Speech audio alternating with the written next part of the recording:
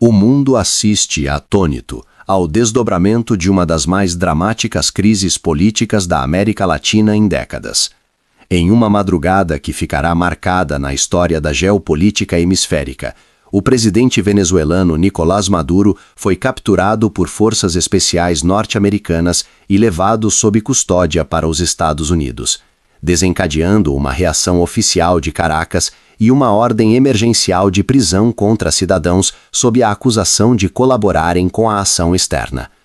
O episódio, sem precedentes no continente, desafia a ordem internacional vigente, acirra tensões diplomáticas e coloca o destino de milhões de venezuelanos no centro de um conflito de larga escala. Assista até o final e entenda todo este processo.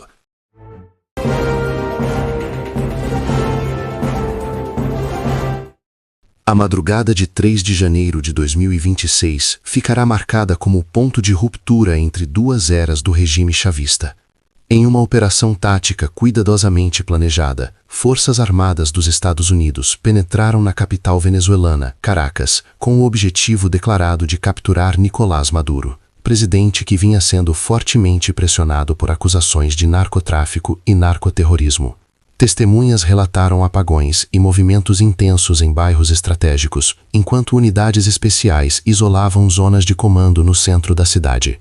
A operação, segundo autoridades americanas, envolveu menos de 200 militares em solo, apoiados por força logística aérea, numa ação que testemunhas descrevem como rápida, cirúrgica e precisa.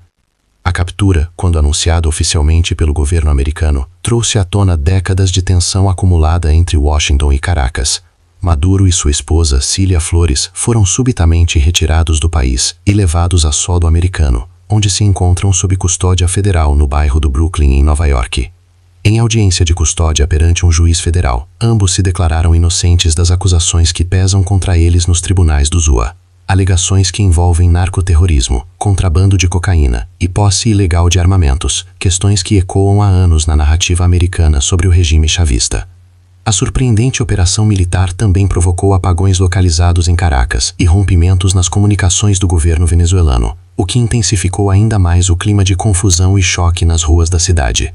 Enquanto isso, a reação popular foi diversa. Houve desde celebrações discretas entre setores da população venezuelana, até protestos contrários à intervenção americana, refletindo uma nação profundamente dividida após anos de crise econômica e política. A captura de um chefe de Estado em exercício por forças externas remete a episódios históricos como a Operação contra Noriega no Panamá, em 1989, e reacende debates sobre soberania, legalidade e precedentes internacionais. Especialistas em relações internacionais destacam que a ação americana ocorreu sem aparente autorização internacional clara, gerando questionamentos sobre a legalidade da incursão à luz do direito internacional. A permanência de Maduro e Flores sob custódia estrangeira coloca ainda mais pressão sobre aliados tradicionais de Caracas na região, como Cuba, Rússia e Irã, que já expressaram preocupação com a violação de princípios diplomáticos básicos.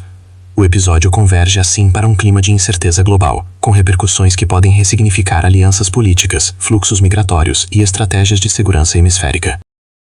Em resposta à ação militar americana, o governo venezuelano emitiu um decreto extraordinário ordenando a prisão de todos aqueles envolvidos na promoção ou apoio ao ataque armado dos Estados Unidos. Assinada pela presidente interina Delcy Rodrigues, o decreto exige que as forças de segurança iniciem imediatamente a busca e captura em âmbito nacional de cidadãos acusados de colaborar com a intervenção estrangeira, ampliando assim o clima de tensão interna. A medida foi publicada oficialmente após a própria operação, numa tentativa clara de restaurar a autoridade estatal e dar uma resposta rígida diante de um episódio que Caracas classifica como invasão e sequestro.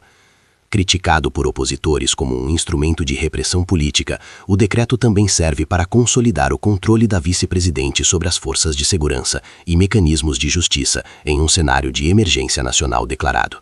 O texto da ordem não especifica nomes ou grupos, mas amplia o arsenal legal para possíveis prisões de opositores internos, ativistas e quaisquer setores que possam ter recebido apoio logístico, financeiro ou político da operação americana. Autoridades venezuelanas reforçaram que as prisões serão conduzidas com base em leis nacionais e sob a justificativa de proteger a soberania da República diante da incursão externa. Organismos internacionais, incluindo a ONU, foram instados pelo governo de Caracas a condenar o que este descreve como uma violação flagrante do direito internacional e da Carta das Nações Unidas. A resposta venezuelana ressalta a determinação de indivíduos e instituições no poder a manter uma narrativa de resistência contra o que consideram interferência imperialista no destino político do país. O decreto de prisões amplia assim a crise interna, colocando adversários políticos e civis em situação de risco iminente de detenção, sob acusações que vão desde traição até cooperação com o inimigo externo. O clima de incerteza e medo se acentua enquanto as forças estatais intensificam operações e a população venezuelana enfrenta um futuro ainda mais nebuloso. Curioso é que este mesmo governo não classifica ações chinesas e russas em seu território como interferências imperialistas. A captura de Maduro provocou reações imediatas em diferentes capitais pelo mundo, polarizando opiniões entre governos que criticam a intervenção americana e aqueles que aplaudem a derrubada de um regime considerado autoritário e corrupto. Organizações internacionais, como a ONU, debateram urgentemente a legalidade da operação, com representantes expressando preocupação de que o direito internacional e a Carta da ONU possam ter sido desrespeitados. Enquanto alguns países aliados de Caracas protestaram formalmente, destacando que a soberania venezuelana foi violada, nações contrárias ao regime chavista consideraram a ação americana como uma resposta firme a anos de ilegalidades e narcotráfico. No cenário latino-americano, a polarização tornou-se evidente. Líderes conservadores e defensores de políticas de segurança rígidas celebraram a captura, ao passo que governos de esquerda criticaram a ingerência externa.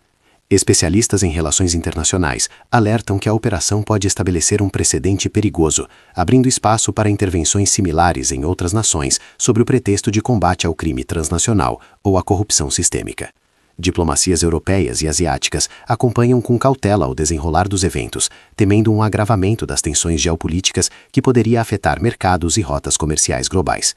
Críticas contundentes vieram também de organizações de direitos humanos internacionais, que ressaltam a necessidade de que todos os envolvidos recebam tratamento conforme o devido processo legal, independentemente de suas ações anteriores. Por outro lado, porta-vozes do governo americano insistem que a operação visou exclusivamente a execução da lei contra indivíduos acusados de crimes graves, defendendo a ação como legítima e necessária. O debate internacional acende velhas disputas sobre intervenção, autodeterminação e o papel das grandes potências em questões que muitos argumentam deveriam ser resolvidas dentro das fronteiras nacionais afetadas. Neste cenário de tensões crescentes, a estabilidade regional permanece incerta, com alianças estratégicas sendo reavaliadas e blocos políticos redefinindo suas prioridades diante de uma Venezuela em crise profunda. A ordem de prisão dos supostos colaboradores da operação americana é um marco que sinaliza uma nova fase de repressão interna na Venezuela. Cidadãos considerados dissidentes ou críticos ao governo podem ser agora alvos, à medida que o aparato de segurança estatal amplia seus poderes sob justificativa de defesa nacional. A instabilidade institucional cresce, com a liderança chavista consolidando ainda mais o controle sobre o judiciário e as forças de segurança para evitar fissuras internas que poderiam escalar em rebeliões ou deserções. O decreto também levanta preocupações sobre a sobrevivência de instituições democráticas remanescentes no país, uma vez que a linha entre segurança nacional e repressão política torna-se cada vez mais tênue. Setores da oposição, já fragilizados por anos de perseguição, agora enfrentam um novo desafio: continuar resistindo sob risco de serem rotulados como cúmplices de uma ação estrangeira e, consequentemente, serem alvo de prisão. Analistas políticos destacam que, mesmo que a liderança chavista tente apresentar a medida como necessária à soberania, o efeito prático pode ser uma maior polarização social e o aprofundamento da crise econômica. A população civil, já marcada por escassez de bens essenciais e repressão sistemática, agora encara uma realidade ainda mais perigosa, onde dissidência e expressão pública podem ser severamente punidas. Enquanto isso, lideranças opositoras no exílio intensificam discursos buscando apoio internacional, apesar das dificuldades de mobilização em um cenário global volátil. O futuro político da Venezuela, portanto, se insinua ainda mais incerto, com dispersão de lideranças tradicionais e ascensão de facções internas que pretendem aproveitar o vácuo de poder e a crise de legitimidade. Neste contexto de transição forçada, setores moderados temem que o país entre em um ciclo de instabilidade prolongada, com consequências profundas para a ordem social e econômica. A captura de Nicolás Maduro revela que democracias e estados de direito não podem permanecer passivos diante de regimes que se alimentam de narcoterrorismo, corrupção e repressão sistemática. Do ponto de vista da direita política, esta operação simboliza a necessidade de uma postura firme contra tiranias que ameaçam não só seus povos, mas a estabilidade hemisférica como um todo. A defesa intransigente da liberdade, da propriedade e das instituições exige coragem para confrontar o mal onde quer que ele se disfarce. Convidamos você a acompanhar nossa cobertura contínua, a debater com rigor e a compartilhar esta análise para que mais pessoas compreendam a magnitude deste momento histórico. Inscreva-se no canal, compartilhe este conteúdo. E para receber atualizações e não perder os próximos desdobramentos desta crise que redefine fronteiras e paradigmas, ative as notificações.